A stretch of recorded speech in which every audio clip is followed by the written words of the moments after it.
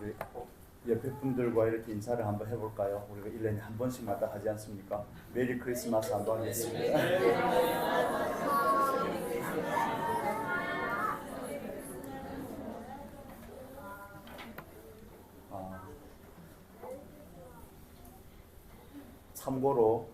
참고로 말씀을 드리면 우리 아동부에서 너무 열심히 잘했죠. 제일 여러분 시선으로 볼 때 제일 앞줄에 선 오른쪽에 2명은 이영화 집사님의 손주입니다. 그리고 마다의 실력에 또 한번 놀랐습니다. 중고등부인 줄 알았습니다. 제가 1년에 한 번씩만 딱 매는데 선거 때문에 맨 게 아니라 성탄절이라고 빨간색으로 좀 맞췄습니다. 다음 주에도 또 매겠습니다. 우리가 성탄절이라는 그리스도인으로서 명절을 지키지만 그냥 단순한 명절이 아니라 예수 그리스도의 오심을 기념하는 날이죠. 하나님께서 우리를 향한 그 사랑의 확증이 그 독생자 예수를 보내신 사건인 줄로 믿습니다. 우리가 오늘 나눌 누가복음 2장의 본문은 우리에게 현명한 대조를 보여주고 있습니다. 1절의 말씀에 보면 가이사 아구스도가 영을 내려 천하로 다 호적을 하라 하였으니, 가이사 아구스도는 로마의 첫 번째 황제입니다. 로마의 첫 번째 황제인데, 가이사 아구스도가 다스릴 때 우리가 다른 말로는 옥타비아누스라고 그러죠. 가이사 아구스도가 다스릴 때 로마는 전례 없는 로마의 평화를 맞이하게 됩니다. 그걸 우리가 팍스 로마나 이렇게 표현을 하는데, 그러나 가이사는 로마의 황제로서 천하를 호령했지만, 그러나 예수 그리스도는 미천한 모습으로 마구간의 구유에서 태어났지만, 그러나 예수 그리스도는 세상 만물을 다스리는 왕으로 오셨다는 것을 말합니다.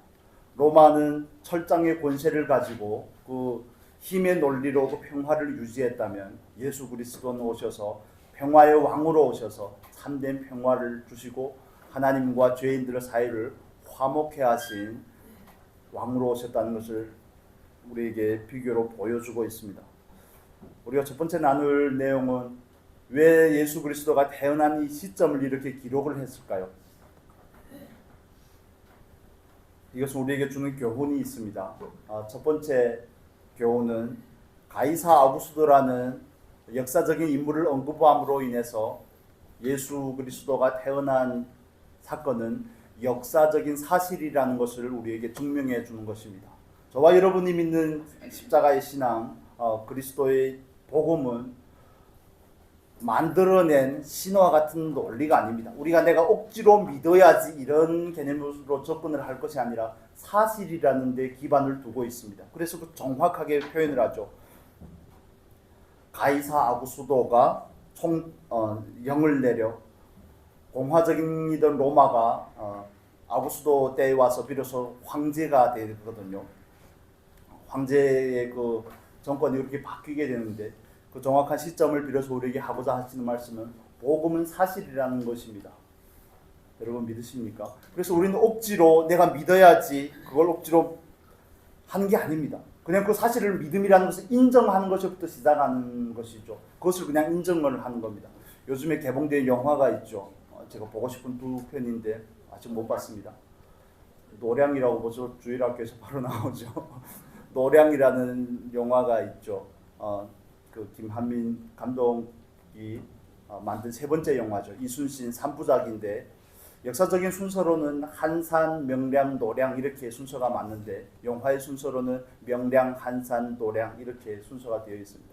여러분, 이순신 장군이 했던 그 일들에 대해서 전혀 의심하지 않고 다 받아들이지 않습니까?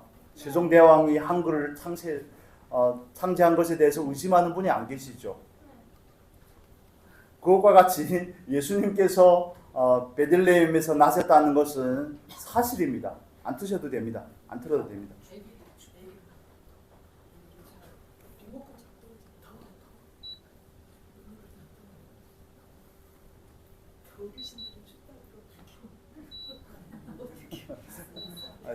계십시오. 다시 처음 시작한 것처럼 다시 하겠습니다.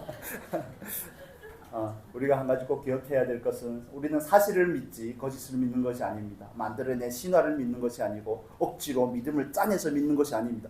그냥 그 사실을 담담하게 인정을 하는 겁니다.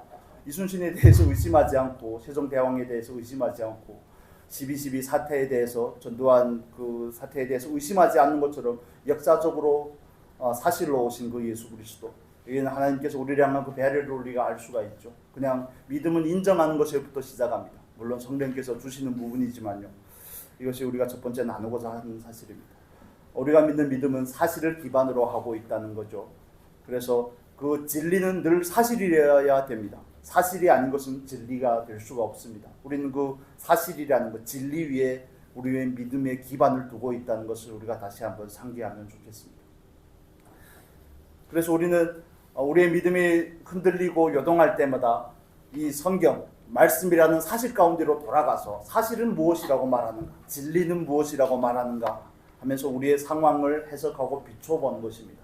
이게 우리에게 있어서 굉장히 중요한 부분의 문제입니다. 여러 가지를 나눠야 되는데 설교를 아마도 짧게 끝내야 되겠죠.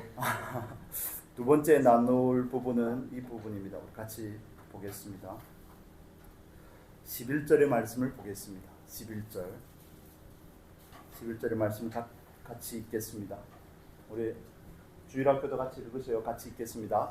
오늘날 다윗의 동네에 너희를 위하여 구주가 나셨으니 곧 그리스도 주시니라. 아멘. 예수의 탄생이 사실이라고 말씀을 드렸는데 그 사실이 되기까지는 하나님께서 미리 약속한 그 예언이 성취되었다는 것을 성경은 우리에게 반복해서 강조하고 있죠. 창세기 3장 15절에서 말씀했던 그 여자의 후손이 드디어 온 겁니다.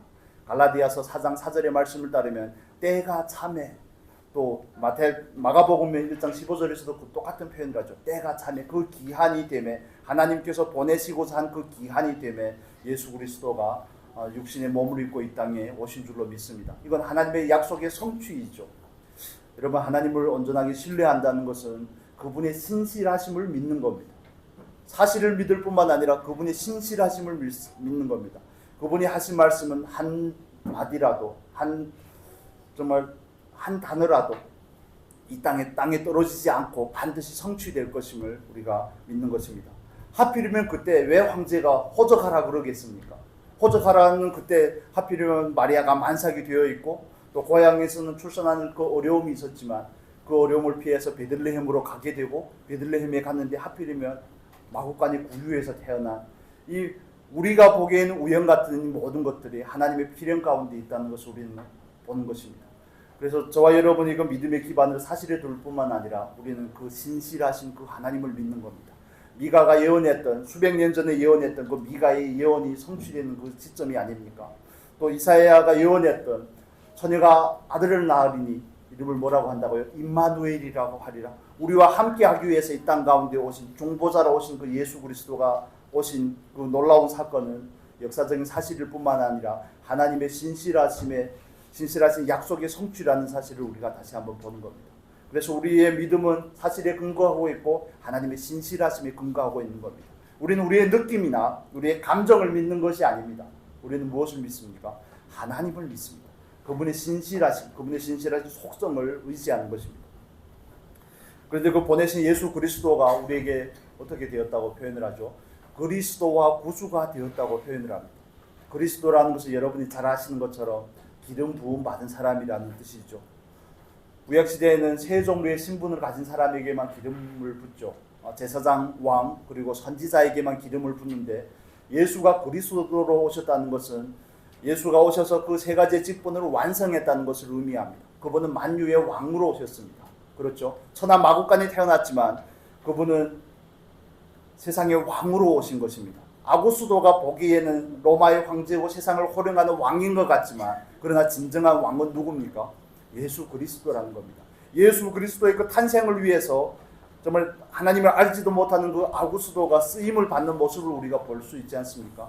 하나님께서 이스라엘 백성들을 바벨론으로 포로가 되게 하고 70년 만에 그들을 돌아오게 할 때 누가 그들을 해방하죠? 칙령을 누가 반포합니까? 고레스가 반포를 하죠. 그거가 마찬가지입니다.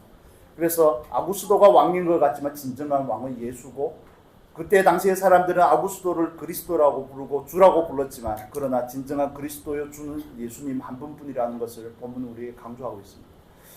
우리가 어른들의 입장에서는 이 적용을 조금 더 한 걸음 더 나아갈 필요가 있습니다. 예수가 그리스도가 된다는 것은 예수가 우리에게 왕이 되는 것을 말합니다. 예수가 우리에게 그리스도가 된다는 것은 그분이 우리와 하나님 사이에서 충실한 제사장이 될 뿐만 아니라 제물이 된다는 것을 의미하죠. 그렇다면 저와 여러분도 충실한 제사장이 되어서 하나님 앞에 영적인 예배를 드려야 되는 것입니다. 영적인 예배자가 되어야 되는 것이죠.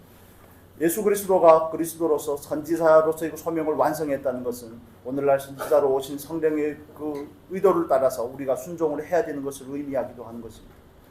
그래서 저와 여러분 삶 가운데서, 우리의 삶 가운데서 예수가 과연 왕이 되어 있는지, 예수가 과연 제사장이 되어 있는지, 예수가 제물이 된 것처럼 우리는 하나님 앞에 거룩한 제물로 나아가는지, 이런 게 우리들의 삶 가운데 구체적으로 있어야 될 묵상들인 것입니다. 정말 그분이 선지자라면 그분이 하신 그 예언의 말씀에 대해서 나는 얼마나 신뢰를 보내고 있고 그 말씀에 얼마나 화답하고 있는가. 예수님께서는 이미 2000년 전에 오셨지만 우리가 정작 기다리는 그 예수님은 장차 오실 예수님인 줄로 믿습니다. 저는 이 누가복음 2장의 본문을 보면서 늘 궁금한 점이 한 가지가 있었습니다. 왜 목자들에게 찾아오셨을까? 왜 하필이면 마태복음에서는 동방 박사들이더니 누가복음에서는 왜 격려하면서 양을 치는 목자들에게 찾아오셨을까? 우리가 성경의 본문은 다 읽을 수는 없지만 이 목자들은 레갑의 후손입니다. 레갑은 말을 타는 사람이라는 뜻을 가진 열왕기 하에 나오는 인물인데, 그 레갑은 모세의 장인인 이드로와 같은 겐 족속이죠. 제가 그냥 말씀을 드리겠습니다. 일일이 찾지 않고. 겐 족속이면 이방인인데, 그러나 이스라엘 백성들이 출애굽을 할 때 이스라엘 무리에 합류하여 하나님을 믿는 신앙으로 개종한 이방인 무리들이죠. 그런데 그 레갑의 후손인 이 목자들이 왜 이스라엘이라는 그 농경 사회 가운데서 왜 목자로서 살아가는지를 예레미야서 35장에 우리에게 말씀해 주고 있습니다. 이 말씀만 보겠습니다. 많이 찾지 않고 예레미야 35장을 보겠습니다. PPT로 잠깐 보여주시면 좋겠습니다. 예레미야 35장 6절에서 7절입니다.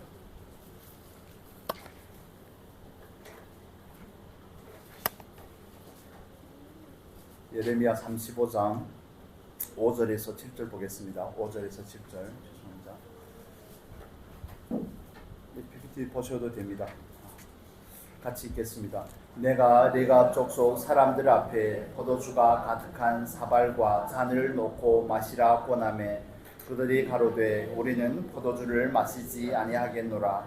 레갑의 아들 우리 선조 요나답이 우리에게 명하여 이르기를 너희와 너희의 자손은 영영이 포도주를 마시지 말며 집도 짓지 말며 파종도 하지 말며 포도원도 재배치 말며 부지도 말고 너희의 평생에 장막에 거처하라.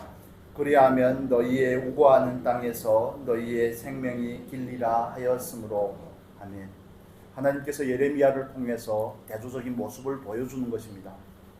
신실한 레갑 족속과 그때 당시 하나님 앞에서 부패했던 유다의 모습을 예레미야의 그 예언을 통해서 우리에게 보여주고 있습니다. 예레미야가 레갑 족속들에게 포도주를 권합니다. 그런데 그들은 뭘 하지 않습니까? 포도주를 마시지 않고 집을 짓지 않고 목자로서 살아갑니다. 팔레스타인이라는 그 사회는 목축보다는 농경 사회입니다. 농사지어서 정착해서 사는 사람들이죠. 그런데 레갑의 후손들은 그들의 조상 요나답의 명을 따라서 포도주를 마시지 아니하고 집을 짓지 아니하고 텐트에 살고 또 농사를 짓지 아니하고 뭘 합니까? 목축하면서 살아갑니다. 그래서 그들은 바빌론이 유다를 완전히 점령을 하고 포로로 해갈 때도 그들은 유다에 남게 되거든요. 그런 내용들이 있습니다. 그래서 우리가 이 레갑의 후손인 그 목자들에게 주목하고자 하는 이유가 있습니다. 그들이 사는 곳이 바로 베들레헴 근처에 있는 벳핫게렘이라는 그 동네입니다. 그런데 왜 예수님께서 이 큰 기쁨의 놀라운 소식을 그들에게 목자들에게 먼저 찾아가서 알렸을까? 그들은 그 자리에서 그들이 가진 그 경건의 삶을 유지하면서 장차 오실 그 메시아를 기다리던 사람들이라는 데 초점이 있습니다. 왜 하필이면 동방의 박사들에게 나타나고 왜 하필이면 성전에서 기도한 안나와 시므온에게 나타났을까요? 예수 그리스도가 보여졌을까요? 사모하는 사람들만이 예수를 기다리고 사모하는 사람들에게만 그분이 진정한 구주로 오신다는 사실, 우리에게서는 심판의 주로 오신다는 사실을 우리가 다시 한번 상기할 필요가 있는 것입니다. 그 세대 가운데 포도주를 마시지 않는다는 것, 상황이 전혀 다른 것입니다. 세대를 거스르는 삶입니다. 다른 말로 경건한 삶이죠. 포도주를 마시지 아니하고 집을 짓지 않는다는 것은 부유한 삶을, 세상의 부와 명예에 대해서 염두에 두지 않겠다는 것을 의미합니다. 방목하면서 산다는 것은, 텐트에서 산다는 것은 뭘 의미합니까? 여기가 자기 집이 아니라는 것을 의미하는 것입니다. 그래서 그들에게 주어지는 궁극적인 영광이 19절입니다. 35장 19절 같이 보겠습니다. 그러므로 나 만군의 여호와 이스라엘의 하나님이 이같이 말하노라. 레갑의 아들 요나답에게 앞에 설 사람이 영영이 끊어지지 아니하리라. 아멘. 하나님 앞에 경건하게 그들의 신앙을 지키며 세상과 타협하지 아니하고 영원한 나라의 소망을 두고 살아가는 레갑 자손에게 하나님께서 하신 약속이죠. 내 앞에 설 사람이 영영이 끊어지지 아니하리라. 이건 제사장들에게만 사용하는 표현이거든요. 내 앞에, 내 얼굴 앞에 설 사람, 내 앞에서 나를 섬길 사람들이 그 후손에게서 끊어지지 아니하리라. 저와 여러분에게 있어서도 그렇지 않겠습니까? 우리가 세상과 타협하지 아니하고 정말 세상에 물들지 아니하고 영원한 나라의 소망을 두고 장차 오실 예수 그리스도를 기다린다면 그분은 결코 기다리는 사람들에게는 도적같이 오지 않을 것입니다. 왜냐하면 우리는 슬기로운 다섯 처녀처럼 그분이 오는 그 때를 정확하게 알고 있기 때문에 이렇게 되면 이단이 됩니다. 그분이 오는 것을 맞이할 준비가 되어 있기 때문에 그렇습니다. 준비하고 있기 때문에 그렇습니다. 준비하지 않는 사람들에게 도적이 몰래 오지, 눈을 뜨고 있는 사람은 도적이 언제 오는지 압니다. 그렇지 않습니까? 도적같이 온다는 것은 그 두 가지 의미를 가지는데, 하나는 몰래 온다는 것이고 하나는 언제 올지 모른다는 것을 의미하는데, 그러나 등불을 켜고 신랑을 기다리는 슬기로운 다섯 처녀에게는 도적같이 오는 게 아닙니다. 맞이했잖아요. 그럼 도적이 아니죠. 몰래 온 게 아니지 않습니까? 그래서 저와 여러분에게 있어서도 마찬가지입니다. 그 목자들이 자기 조상들이 수백 년 동안 그 전통을 지켜오면서 여전히 그 땅에서 경야하면서 목축으로 그들의 삶을 연명해 가는데, 그들의 삶은 이 땅에 있는 것이 목적이 있는 것이 아닙니다. 그들은 그들은 장차 오실 메시아를 기다렸던 것이죠. 우리의 입장에서는 다시 오시겠다고 약속하신 그 심판의 구주를 기다리는 것이 아니겠습니까?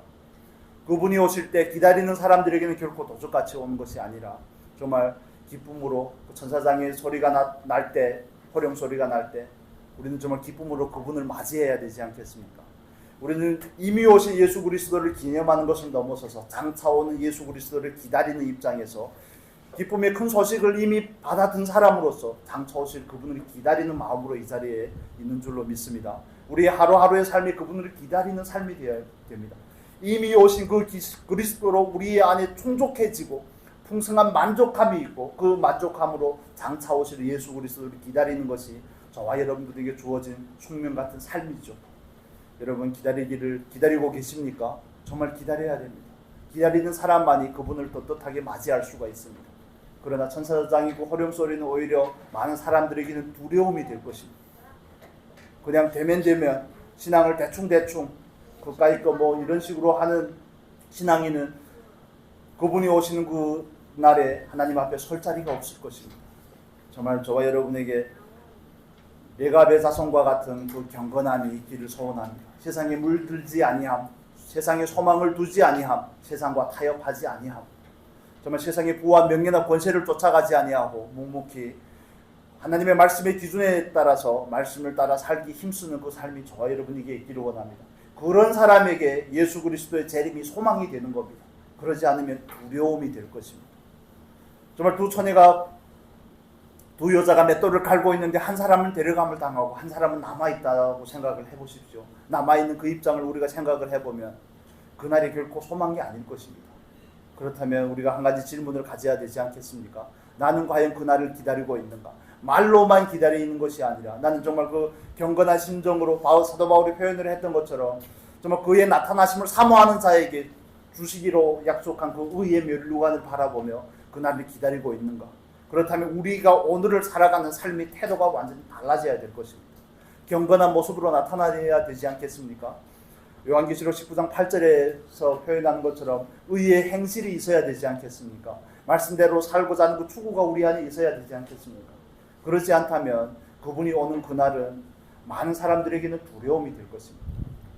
혹여나 내 안에 그분이 오는 것을, 예수께서 오시는 그날이 두려움으로, 언짢음으로, 아직 확실치 않음으로, 그런 마음으로 있다면, 물론 저도 그렇습니다. 다 두렵고 떨림으로 기다리는 것이죠.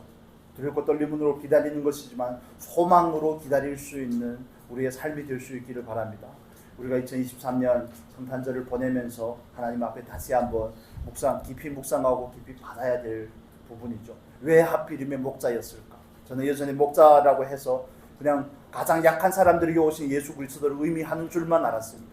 그런데 성경을 다시 보고 또 연구를 하다 보니까, 참고서들을 읽고 연구를 하다 보니까 그 목자들이 레갑의 자손이었음을 비로소 알게 되고, 그들이 그 경건을 유지하는 겁니다. 여러분 이해가 되십니까? 경건이라는 그 단어가 가지는 의미, 하나님 앞에서 삼간다는 것은 절제 있는 삶을 의미하죠. 그들이라고 왜 정착해서 살고 싶지 않겠습니까? 그들이라고 왜 안일하게 부를 축적하면서 살고 싶지 않겠습니까? 그들이라고 왜 포도주를 즐기고 싶지 않겠습니까? 그렇지만 하나님의 말씀에 있고 그 조상들이 하나님의 말씀으로 유언으로 줬기 때문에 그들은 그 말씀에 충실하고자 하는 것입니다.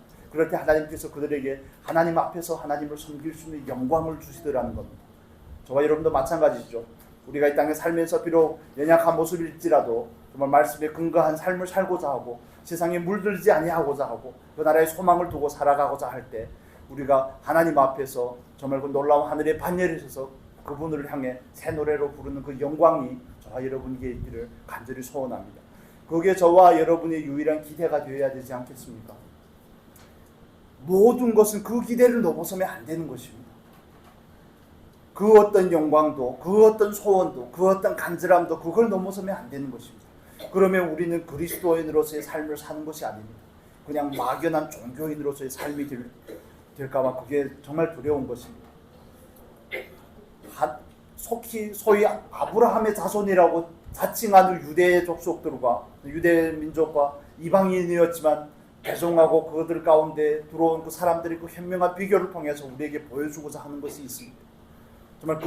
정말 영으로 사는 그리스도인이 될 것인지, 세상과 타협하지 아니하고 영원한 나라를 기다리며 하나님의 나라를 소망하며 사는 그리스도인이 될 것인지, 아니면 그냥 관습적으로 뭐 성탄절도 지키고 추수감사절도 지키고 부활절도 지키고 명절을 지키면서 그냥 기념하는 그 자리에 머무를 것인지, 이건 우리에게 어찌 보면 무거운 질문일 수가 있습니다. 나는 과연 그 놀라운 기쁜 소식을 맞이했던 목자들과 같이 하나님께서 마지막 날에 다시 그 예수 그리스도를 보내실 때 과연 나는 그 놀라운 잔치에 참여할 수 있을까? 놀라운 그 영광의 기쁨의 자리에 있을 수 있을까? 하는 그 질문이 하나님 앞에 다시 한번 삼가게 하고 하나님 앞에 다시 한번 우리를 정렬하게 하는 줄로 믿습니다. 여러분, 우리는 절제함의 이 세상을 살아가는 것입니다. 절제함의 그날을 바라보며 그분이 오심을 기다리는 줄로 믿습니다. 이미 오셨지만 또 다시 오실 그분을 기다리는 저와 여러분의 성탄이 되면 좋겠습니다. 이미 오신 그 충분한 사랑을 충분히 받으시기를 바랍니다. 충분히 누리시기를 바랍니다. 그 사랑에 화답하는 마음으로 그 사랑 안에서 말씀을 지키시기를 힘쓰시기를 바랍니다. 하나님을 사랑하는 사람은 뭘 한다고요? 그의 계명을 지킨다고 말씀을 하죠. 그 계명을 지키는 그 시도가 저와 여러분의 삶 가운데 있을 때 하나님께서 성령으로 말미암아 우리로 하여금 그 계명을 지킬 수 있는 은혜 또한 주실 줄로 믿습니다. 그래서 저와 여러분이 다 하나님 앞에서 의의 행실을 가진 자, 정말 거룩한 행실을 가진 성도의 모습으로 세마포를 입은 그 모습으로 잔치에 참여할 수 있는 그 영광이 우리에게 다 주어질 수 있기를 예수님의 이름으로 축복합니다. 기도하겠습니다. 거룩하신 하나님, 우리에게 주신 큰 기쁨의 소식, 아버지, 우리에게 주신 그 큰 기쁨의 소식 정말 감사합니다. 우리가 무엇이 반대 우리에게 육체의 모습으로 이 땅에 오셔서 우리의 그리스도가 되시고 구주가 되셨는지요. 아버지, 우리가 그 사랑 안에서 날마다 그 사랑을 충분히 누리고 그 사랑 안에 충분한 만족이 있기를 원하며 그 사랑에 날마다 화답하는 삶이 있기를 원합니다. 아버지, 그 사랑에 화답하면서 우리가 포도주를 즐기지 아니하고 세상의 부와 명성을 쌓는 데 집중하지 아니하고 정말 세상에 소망을 두지 아니고 영원한 나라를 바라보며 하나님 앞에서 하나님을 섬길 그 영광을 바라보는 우리가 되게 하여 주시옵소서. 아버지, 예수 그리스도의 재림이 모든 사람에게 영광이고 기쁨이고 즐거움은 아닐 것입니다. 아버지, 그날에 우리가 정말 의의 행실로 말미암아서 거룩한 세마포를 입고 그리스도의 혼인잔치에 참여할 수 있는 우리 모두가 될 수 있기를 간절히 소원합니다. 아버지, 우리의 간절한 기대와 소원을 따라 우리를 하나님 앞에 날마다 정결하여 세워주시옵소서. 말씀으로 우리를 다듬으시고 성령께서 우리를 더욱 온전케 하여 주옵소서. 우리가 날마다 예수 그리스도를 사랑하는 그 사랑의 표지로서 말씀을 지키기에 힘쓰는 우리 모두가 될 수 있도록 축복하여 주시옵소서. 이 시간도 감사하며 우리를 죄에서 구원하신 예수 그리스도의 이름으로 기도합니다.